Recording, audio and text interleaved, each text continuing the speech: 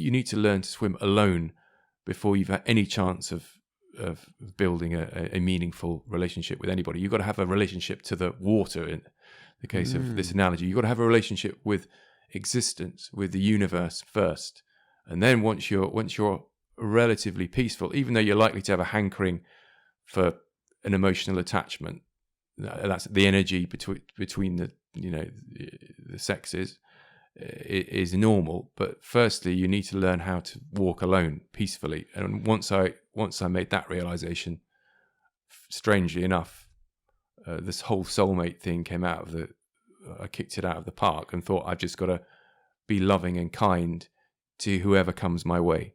Okay. And see what happens.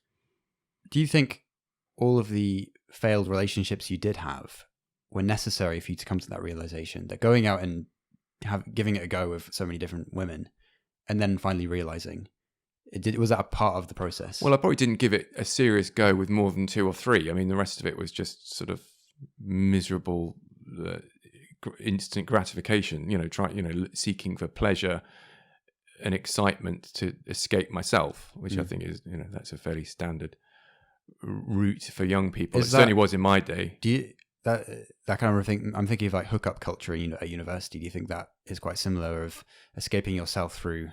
Well, I don't know. I mean, I can only speak from personal experience, but all I know is that every time I did it, I came out of it more miserable, and it made me feel more lonely and lost every time I did it. Because then you're using people. Well, because you're using people as a means to an end. They may well be doing the same to you. It just strikes me as like, this is not what we humans are here for. We're not here to use each other like this. We're supposed to be cooperating, and our minds and bodies have to cooperate, not just bodies. Well, it's the old Woody Allen line, isn't it? Sex without love is an empty experience, but as empty experiences go, it's one of the best. And I don't know, I probably subscribe to that, but to me it was always empty. I don't know whether the culture of casual sex is ever a particularly joyful merry-go-round.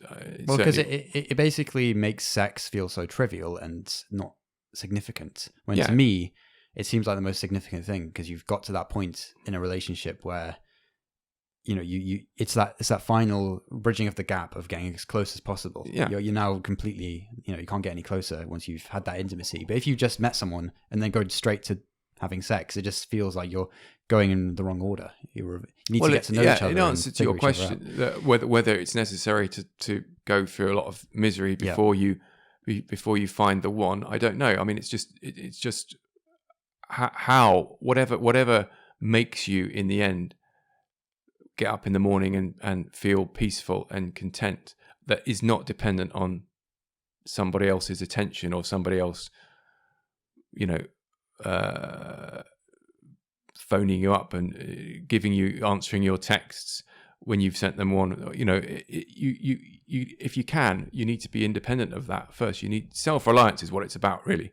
And I don't think any stable relationship or long-term relationship is going to work if there's not an element of self-reliance. And I'm not saying when me and your mum met, neither of us were particularly, we weren't Zen Buddhists. We were on the journey. And I think a relationship is about helping your partner get to the place. If you both want to get to the same place, which is obviously what we all want, which is to be happy and peaceful animals for the whatever 70, 80 years, if we're lucky that we're allotted on this planet. I think if you can find somebody that you both want to do that at the same time with, you've got a chance of building a friendship. It's about building a friendship and companionship. And for a lot of people, I think it can be boring. Love can be quite boring, because if you're two people are just sitting peacefully being with each other, not needing to have hugely intelligent conversations all the time, you're just enjoying the nothingness of existence together.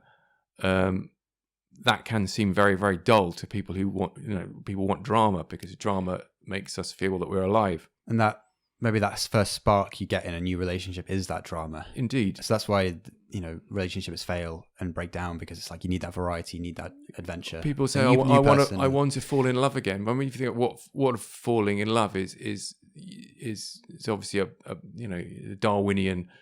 You're getting a Darwinian flood of serotonin, which is saying, this is a person for you to have to replicate your genes with, and then you'll get that flood of euphoria, which inevitably subsides over time, particularly if you start cohabiting, and then you're going to argue about who's doing the washing up, who's taking out the bins, and then if you have children, you've got to be enough on the same page and have the same sense of humor to know that falling in love stuff, it might be great, but ultimately it's like a drug, and all drugs wear off. And if you keep wanting to repeat the drug, you're going to toss away potentially really good friendships, companionships, just for that buzz of a new person or a new body. I think the psychologist Eric Fromm makes out like love is work from beginning to end. It's not, you don't follow the waves of emotion and falling in love and then just kind of like, oh, that's over, I'm not going to put the work in, it's not going to work. Yeah, do you want to follow the path of least resistance, or do you actually say, as Fromm says, that love is an art? Love is something. And for me, again, only speaking from personal experience, I made the decision and the commitment that I'm going to do this seriously. Before I met anybody in a sort of year and a half period, I kind of renounced all liaisons. I'm just going to be on my own. And I thought, well, in order to be to love somebody, it's not about what you get from that person. You have to be able to give it. And to do that, you have to try and work on yourself, so you're not blocked with your own misery, as I was. I have to work. I have to find out what is blocking me from being a loving, functional person before I'm ever going to be of any use to anybody. We assume that we're going to meet somebody, but no, I think you have to get your house in order to let somebody into your house. So if your house is in order, why do you need to let anyone into your house? You don't, but life is long, and we do need other people. As you know, I have a very strong hermetic tendencies, but I'm not a complete hermit. I've got my wife, my partner, and I've got kids. So you don't need other people, but I think you're fighting against millions of years of evolution if you repudiate all interaction with other human beings. I've got, my interactions are small because I'm a sort of hermit with a family, but I would be lost without my family. I'm not that sort of self-reliant. I'm not a Buddhist monk. I think that would be a very difficult way to live, but people do.